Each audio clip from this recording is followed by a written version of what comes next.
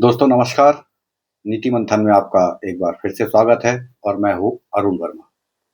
दोस्तों video start करने से पहले आप सभी से एक निवेदन है कि वीडियो को ज़्यादा से ज़्यादा लोगों को शेयर करें और अगर कंटेंट पसंद आए तो वीडियो को लाइक करें और चैनल को सब्सक्राइब करें और वीडियो को कोशिश करें पूरा देखने की, तभी आपको कंटेंट क्या है वीडियो का और किस तरीके की इंफॉर्मेशन वीडियो में मिल रही है वो आपको उसकी पूरी जानकारी मिलेगी। तो दोस्तों आज थोड़ी सी उम्मीद की एक किरण जागी है हमारे बांग्लादेश के जो हिंदू भाई हैं उनको लेकर। इस विषय पे चर्चा रहेगी हमारी।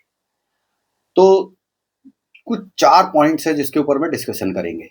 सबसे पहला पॉइंट कि कुछ परिस्थितियां सुधरती दिख रही हैं और बांग्लादेश पे नकेल कसती हुई दिख रही है कि बांग्लादेश पे भारत कहीं ना कहीं नकेल कसता हुआ दिख रहा है और आने वाले समय में उम्मीद है कि बहुत जल्द ही बांग्लादेश में हिंदुओं की जो नृशंस हत्या और उन पर हो रहे अत्याचार हैं उस पे किसी ना किसी तरीके से नकेल कसी जाएगी और वहां पे वो सुरक्षित अपना जीवन व्यतीत कर पाएंगे।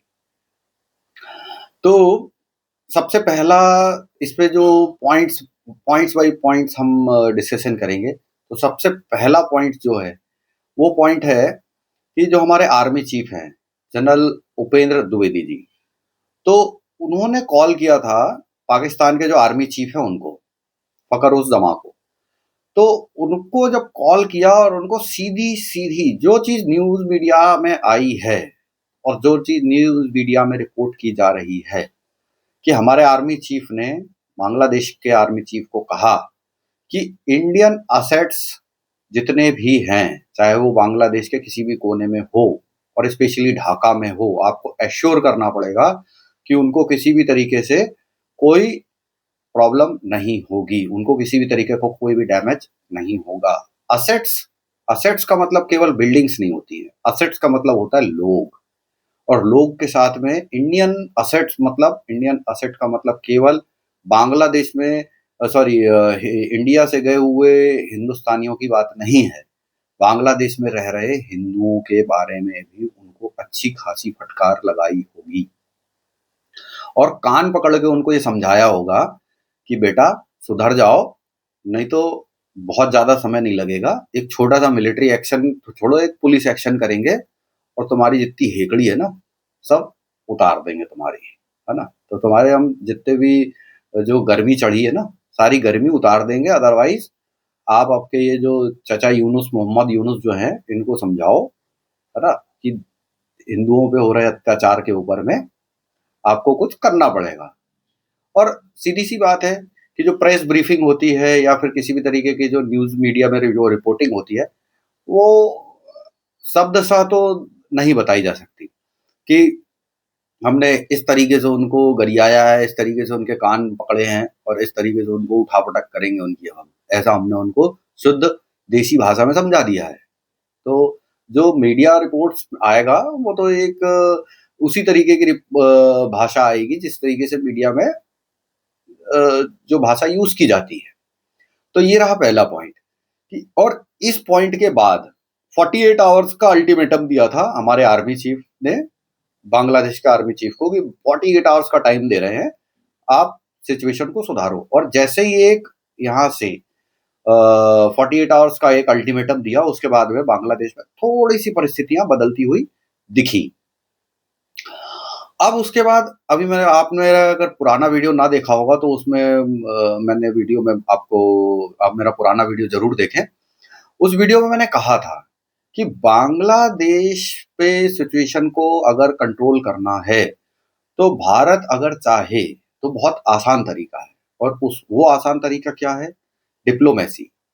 डिप्लोमेसी के थ्रू आप बहुत आसानी से, और उसमें हमारा इन्वॉल्वमेंट की कोई जरूरत नहीं, उसमें हमको प्रेशर क्रिएट करना पड़ेगा दूसरे देशों के डिप्लोमेट्स के ऊपर में, और दूसरे देश जिनके वहां पे जिनके एम्बेसडर्स वगैरह जो बांग्लादेश में बेस्ड हैं, तो ऐसी कंट्रीज के ऊपर में हमको प्रेशर क्रिएट करना पड़ेगा। और मुझे लगता है कि ये प्रेशर गवर्नमेंट ऑफ इंडिया ने क्रिएट किया है और उस प्रेशर का जो रिजल्ट है वो दिखा आज। जो रूसी राजदूत जो बांग्लादेश में है, अलेक्जेंडर करके, उन्होंने बहुत सख्त और कड़े लफ्जों में बांग्लादेश को एक चेतावनी दी। क्या चेतावनी दी? कि आपको 1971 नहीं भूलना चाहिए। मतलब कि 1971 अगर आप भूल रहे हो तो आपकी बहुत बड़ी गलती होगी और जल्द से जल्द भारत के साथ में आपको अपने रिश्तों को सुधारना पड़ेगा और पीस की तरफ आप आगे बढ़ो दिल्ली के साथ में। किसी तरीके का कोई भी आप अगर भारत को लेके अगर आपके अंदर में कोई गलतफहमी है तो उससे आप बाहर निकल के आ जाओ। अदरवाइज 1971 मत भूलो कि भारत ने आपको आजाद कराया है। 1971 में भारत ने आपको आजाद कराया है और उसमें उसमें उसमें सोवियत संघ का भी थोड़ा सा योगदान था। ठीक है ना? तो आपको इन सारी चीजों को नहीं भूलना चाहिए कि जो आप आज आजाद बांग्लादेश के नाम से जो देश जाना जा रहा है वो हिंदुस्तान की फौज के किए हुए पराक्रम के कारण ही है। अदरवाइज आप गुलाम थे। ठीक है ना? आप पाकिस्तान के गुलाम थे। तो इन सारी चीजों को मत भूलो। और ये कड़ा संदेश था। इस कड़े संदेश के बाद में एक मैसेज तो पास हुआ है, एक मैसेज तो गया है। बांग्लादेश की जितनी भी हाई कमीशंस हैं और जितने भी उनके जो उच्च पदाधिकारी हैं और जो चचा मोहम्मद यूनुस हैं, उनके कान पे भी थोड़ी सी जू तो रेंगी होगी कि ऐसा ना हो कि सिचुएशन बदल जाए बहुत बुरी तरीके से। ठीक है? और अगर सिचुएशन बदली तो ये बहुत दिक्कत की बात होगी। ठीक है? और एक और संदेश दिया, एक और संदेश हमारे भारत से हमारे जो संघ संचालक हैं डॉक्टर मोहन भागवत जी, उन्होंने एक संदेश दिया था कि भारत में रह रहे हिंदुओं के भरोसे बांग्लादेश को नहीं रहना चाहिए। उनको हिंदू एकता दिखानी पड़ेगी। तो ये एक संदेश जो था, वो संदेश बांग्लादेश में जो गया सो गया, वो तो ठीक है। उसके अलावा ये संदेश हमारे भारत में रहने वाले हिंदू संगठनों में बहुत तेजी से प्रसारित हुआ है और इसके प्रचार और प्रसार का ये नतीजा रहा कि जिस तरीके का घेराव अलग अलग देशों में, अलग अलग राज्यों में वीएचपी और बजरंग दल के कार्यकर्ताओं ने किया है और जिस तरीके से दिल्ली में आज बांग्लादेश की जो हाई कमीशन की तरफ जो भीड़ का जो जमावड़ा हुआ है, उससे उनकी पतलूनों के रंग बदल गए होंगे। तो ये जो जनता और ये जो क्राउड जो इतना भयंकर तरीके से इकट्ठा हुआ है, इस क्राउड से कहीं ना कहीं बांग्लादेश के अंदर एक दहशत तो पैदा हुई होगी कि हम ज्यादा अगर हम फड़फड़ाएंगे तो हमारे पर कतरने में भारत को ज्यादा समय नहीं लगेगा। और इसमें साथ दिया नेपाल ने। नेपाल में भी जो हिंदू जनमानस है उसने भी बहुत अच्छा प्रोटेस्ट किया और उस प्रोटेस्ट का संदेश कहीं ना कहीं बांग्लादेश को गया होगा कि भारत तो छोड़ो, नेपाल के लोग भी खड़े हो गए हैं। तो इससे क्या पता चलता है कि अगर हम संगठित होकर हम विरोध का प्रदर्शन करेंगे तो इसका एक कड़ा संदेश जाएगा और उसका संदेश का असर देखिए आप। आज बांग्लादेश में आज सुबह से किसी भी तरीके का कोई भी अराजक वीडियो सुबह से नहीं आया है। सुबह से क्यों नहीं आया है? इसके 3 कारण हैं। पहला कारण तो हमारे आर्मी चीफ ने जो कान उनके पकड़े हैं, अच्छे जम से कान घुमाए हैं, बोले बेटा सुधर जाओ, है ना, नहीं तो ज्यादा समय नहीं लगेगा, है ना। और दूसरा, जो रूसी राजदूत का जो मैसेज है वो एक इंटरनेशनल लेवल का मैसेज है, इंटरनेशनल लेवल का मैसेज। और इतना बड़ा नहीं है बांग्लादेश कि वो रशिया से कभी भी टक्कर ले सके या फिर रशिया के राजदूत की बात को नजरअंदाज किया जा सके। तीसरा मैसेज जो वीएचपी और बजरंग दल ने हाईकमान को, जो बांग्लादेश के जो हाईकमान है यहाँ पे बैठे हुए हैं, उनको जिस तरीके से घेराव किया और उनको एक मैसेज दिया, देश के अलग अलग, भोपाल देख लीजिए, लखनऊ देख लीजिए, दिल्ली देख लीजिए, कलकत्ता देख लीजिए, पंजाब देख लीजिए, देश के अलग अलग शहरों में बहुत बड़े बड़े स्तर में आज प्रदर्शन हुए हैं और इन प्रदर्शनों का जो असर है उनको समझ में आ रहा होगा कि अगर ये प्रदर्शन किसी भी तरीके के रोष में बदल गए तो बांग्लादेश को चींटियों की तरह मसल दिया जाएगा, पता भी नहीं चलेगा। बांग्लादेश में जिस तरीके के जिहादी तत्व जो जमाते इस्लामी और जो इनकलाब मंच और ये जो छछूंदर के जैसे जो कुकुर मुत्तों के जैसी जो ये पार्टियां बन रही हैं, इन पार्टियों का कब और कैसे है ना सर्वनाश कर दिया जाएगा पता भी नहीं चलेगा। और कोई देश, दुनिया का कोई देश, उसकी इतनी हिम्मत नहीं है, भारत जिस स्थिति में है आज, कि कोई देश, और भारत के साथ में बहुत समर्थन है, भारत के साथ में ऐसा नहीं है, भारत के साथ में बहुत समर्थन है।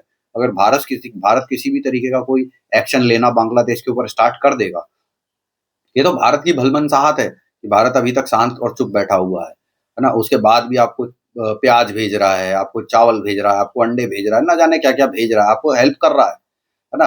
और ये सारी चीजें ये जिस थाली में खा रहे हैं उसी थाली में छेद करने की कोशिश कर रहे हैं बांग्लादेशी जमात के जो जिहादी जो लोग हैं। तो उनको समझ में आ रही है, जो उनके ऊपर बैठे हुए जो कुछ बड़े लोग हैं, उनको अब धीरे धीरे अक्ल आ रही है इस बात की कि हम भारत के साथ में ज्यादा टेढ़े होकर बात नहीं कर सकते, नहीं तो एक कंटाप पड़ेगा और सब सुधर जाएंगे, है ना।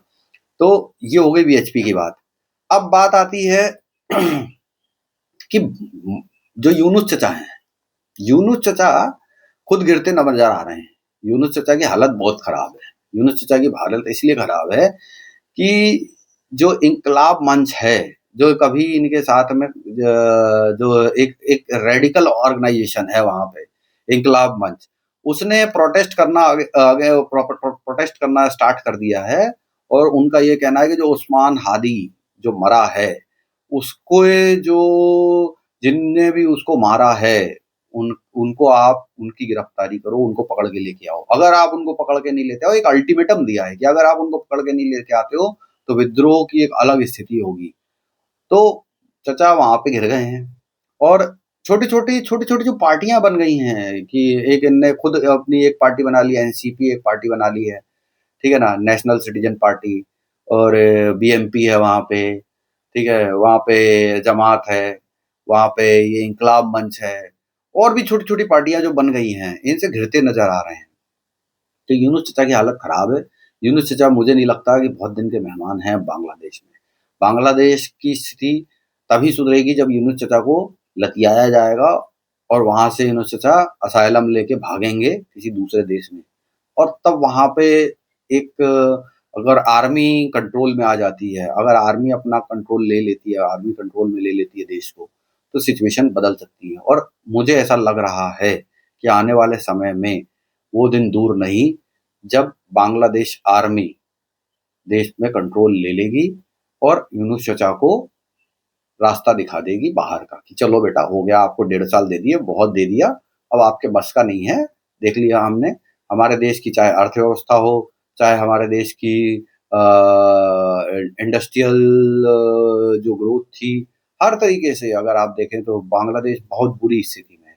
और इस चीज का अनुभव उनको अभी नहीं होगा, जब सारी चीजें शांत हो जाएंगी और जब उनको आटे दाल के भाव के पता चलेंगे, तब उनको पता चलेगा कि इन्होंने 1.5 साल में जिस तरीके का जो एक अलगाववादी हरकतें, जो आतंकवादी टाइप की हरकतें करी हैं जिन भी लोगों ने, उसका कितना बड़ा भुगतान बांग्लादेश को भुगतना पड़ेगा। और अडानी जी ने भी उनको कोर्ट में खींच लिया है, उनसे अडानी जी को बहुत बड़ा पैसा लेना है। तो आने वाले समय में अडानी जी भी अपने तरफ से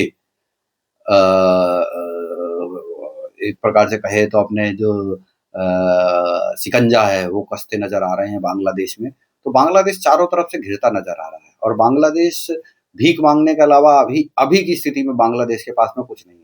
अभी आप देखिए वहां पे प्याज की कमी थी, भीख मांगते हुए आ गए। अरे विरोध तुम भारत का ही कर रहे हो और भीख भी भारत से ही मांग रहे हो। ठीक है, भारत ने दिया, कटोरे में कुछ डाला है, इनके कटोरे में प्याज डाले, इनके कटोरे में चावल भी दिए, इनके कटोरे में अंडे और इस तरीके की चीजें जो वहां पे ज्यादा यूज होती हैं वो दिया इनको कि लो बेटा खा लो, भूखे नहीं तो भूखे मर जाओगे।